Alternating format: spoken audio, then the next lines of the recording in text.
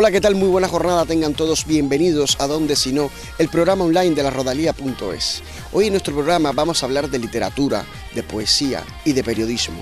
Hoy nuestro invitado va a ser Nelo Navarro, escritor y periodista de La Vall d'Uixó. Todo esto y mucho más, Donde Si No, aquí en larodalía.es.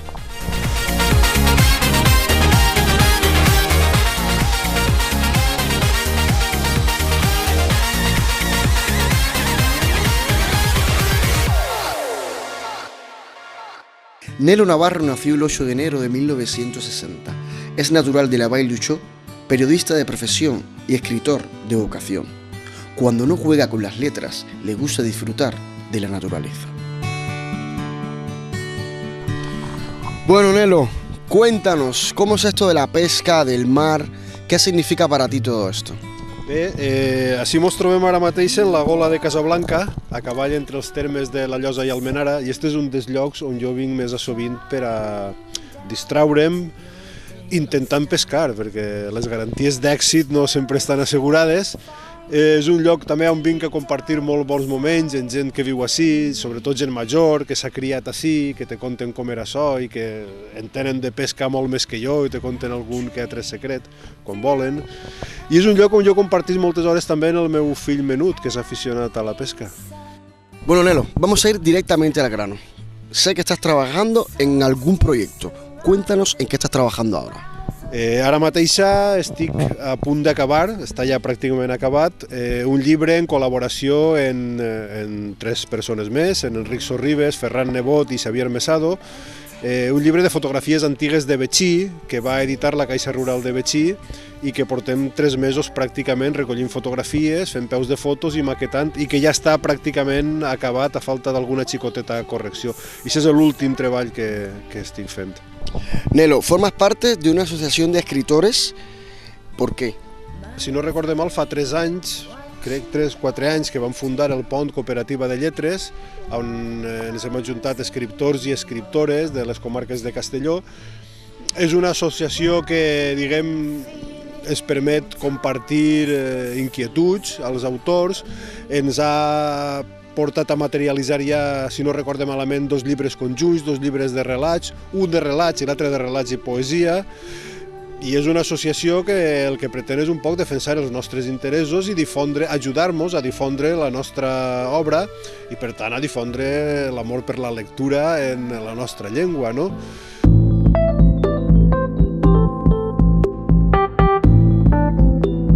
Nelo, a lo largo de tu carrera has cosechado obras de distintos géneros literarios, como la novela, el relato, la poesía, el teatro y, por supuesto, cómo no, la investigación histórica. Son géneros completamente distintos. ¿Cuál es el que más te apasiona y por qué has escrito un poco de cada uno?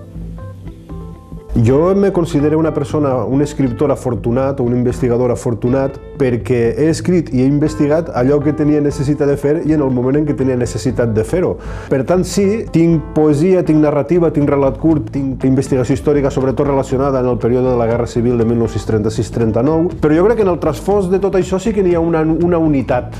Vull dir, si tu t'agarres la meva novel·la o els meus relats curts, els personatges, molts d'ells o bé estan ambientats en la Guerra Civil o bé són històries ambientades en unes seqüeles produïdes per la Guerra Civil. La poesia en moltes ocasions, la poesia sí, la poesia pot ser un altre món, però en moltes ocasions també reflexa personatges o sentiments que són un poc herència també d'aquesta Guerra Civil, que jo no vaig viure però que l'he tinguda molt present a casa i en el carrer per històries en primera persona. Tienes alrededor de 20 títulos publicados. De todas tus obras, ¿cuál tiene un significado especial para ti y de cuál te sientes más orgulloso? La meva primera novel·la, La Pantagruèlica Guerra, de Miquel Miracle, va ser una obra en la que jo vaig posar moltíssima il·lusió, no més que en les altres, però pot ser sí una il·lusió diferent perquè era la primera volta que jo me decidia a publicar una novel·la sense passar per un concurs, sinó enviar-la directament a un editor, en la qual estava des del primer moment depenent de que a algú de l'editorial li agradara, apostara per el meu treball i la publicara, i es va produir això, no? Me la van publicar en Pagès Editors. Per tant, sí que és cert que aquesta obra me va deixar un regust especial. Conocemos también que has dirigido y has guionizado también 2 documentales muy importantes realizados en la provincia de Castellón. Por ejemplo, el documental La Fábrica y el documental La Nostra, de la Caixa Rural de Betxí. Cuéntanos un poco cómo ha sido esa experiencia tuya dirigiendo y guionizando estos 2 documentales. Va ser interessantíssim perquè la fàbrica Segarra, que és del que trata aquest documental, és algo que jo he viscut de sempre. Jo m'he criat en el barri de la colònia Segarra, soc fill i net de treballadors de la fàbrica Segarra i per tant tenia un interès molt especial per a mi fer-lo, sobretot perquè era un documental estrictament testimonial, no? Era buscar el sentiment de tots els signes que podien tindre les persones que havien treballat en aquesta fàbrica i que mos feren un retrat robot del que havia sigut la seva vida laboral i per tant del que havia sigut la fàbrica. Y va a ser interesantíssim, molt. ¿Y has quedado complacido con ese trabajo que has realizado? Mai et quedes satisfet del tot perquè mentre el fas, tu guionitzes, dius, el treball té que ser aixina, però mentre estàs fent-lo tu vas veient que sorgeixen altres necessitats i que t'agradaria ensenyar altres coses que moltes vegades ja no pots perquè està tancat el guió i sobretot quan l'has acabat i l'has fet públic i parles amb la gent encara veus més coses que t'agradaria haver fet i que no has pogut fer perquè no les has vistes o perquè no ha hagut temps. Per tant, aquests treballs a mi em deixen satisfet però sempre em deixen en ganes de fer una segona part perquè és tot tan complex que és difícil de resumir-ho tot, de tancar-ho tot en una sola experiència audiovisual, no? I La Nostra, háblame un poco de La Nostra. El cas del documental La Nostra, dels 70 anys de la Caixa Rural de Betxí, evidentment va ser tota una novetat per a mi, perquè jo soc de la Vall d'Uixó, Betxí era un poble que l'havia aixafat molt poquet, però jo crec que tots els que vam treballar en aquest documental ens vam entusiasmar per la qualitat humana de les persones que van intervindre, que se van volcar al 100% en ayudarnos en el nostre treball. Nelo, cambiando un poco rotundamente de todo lo que es estos documentales que has realizado, háblame un poco, es que somos muy curiosos y queremos saber qué tipo de literatura es la que le gusta realmente a Nelo Navarro. Ya no se trata de escribir, ni guionizar, ni dirigir, sino qué te gusta, qué es lo que más, con qué más te implicas tu. Jo sóc un lector molt voraç. La veritat és que també tinc èpoques que, perquè diguem que estic pensant en algun projecte molt concret, llisc menys, però habitualment jo llisc a muntó novel·la. Parlar-te de qui m'agrada seria molt llarg. Jo tinc autors preferits com Jaume Cabré o Jesús Moncada, però vaja, jo intento estar al dia sobretot en la narrativa i en la poesia que s'escriu en català i després tot allò que diguem siga capdavanter en literatura intento llegir-ho en la mesura que puc i en la mesura que tinc temps. Entre dirigir, guionizar i escribir, ¿qué te gusta más? A veure, entre dirigir, vas a fer-te una broma, Johnny, entre dirigir, guionitzar i fer poesia m'agrada anar ment. Entre una cosa i l'altra, m'agrada anar ment a que me pegue l'aire, m'agrada anar ment a pescar o m'agrada anar ment a la muntanya. Ara ja parlant en sèrio, triant entre una de les 3 coses, jo crec que el tema de l'audiovisual és el que més me... Per un motiu, perquè escrius en molta solitud. Però el tema de l'audiovisual t'obliga a compartir, a estar en altres persones, a treballar en altres persones que depenen de tu i que tu deprens d'ells, i per tant sempre me quedaré en això.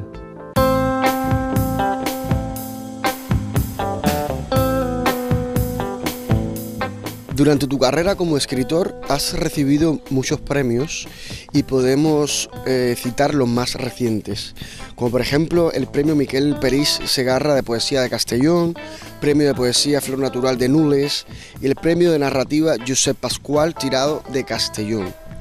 ¿Qué se siente al recibir todos estos premios? Bé, efectivament, aquests 3 premis que tu has nomenat són els 3 premis últims que he guanyat, els vaig guanyar l'any passat. Els vaig guanyar després d'estar uns quants anys sense presentar-me a cap concurs i sense guanyar-ne cap. Vull dir, sí, van ser 3 d'una tacada, però que bé, tenia una certa sequera de premis anys enrere, no?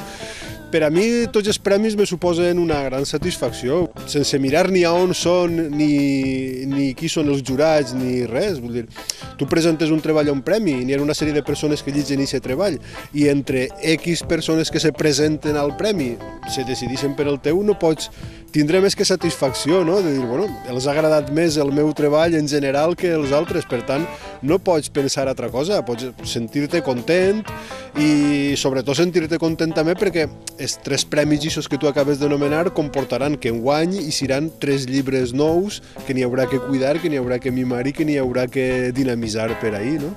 Eres padre de 2 hijos. ¿Han seguido ellos tus pasos? Han seguit els passos. La meva filla major ha estudiat, ha acabat ja la llicenciatura de Comunicació Audiovisual, per tant una miqueta sí que ha seguit els meus passos. No sé ara on encaminarà la seva trajectòria professional, però en certa manera sí, algo sí. I el xiquet? El xiquet ha seguit els meus passos pel que fa a la pesca. Professionalment que suposa que no anirà per ahí. Encara està en l'institut i encara li queda molt per pensar i per mirar a veure què és el que té que fer. Però en el que suposa l'afició per la pesca, sí. No es que els ha seguit, es que ya me ha pasado. Nelo, has trabajado como periodista en la primera etapa de la ya desaparecida Radio Televisión Valenciana. ¿Qué opinas de la decisión de su cierre? Sí, jo vaig exercir l'ofici de periodista primer com a corresponsal i després com a redactor en Canal 9 Televisió, en Castelló i en València. Va ser una etapa de la meva vida professional molt interessant i que recorde amb molta gratitud, amb molta estima, sobretot per als companys que vaig tindre, molt bons companys de treball.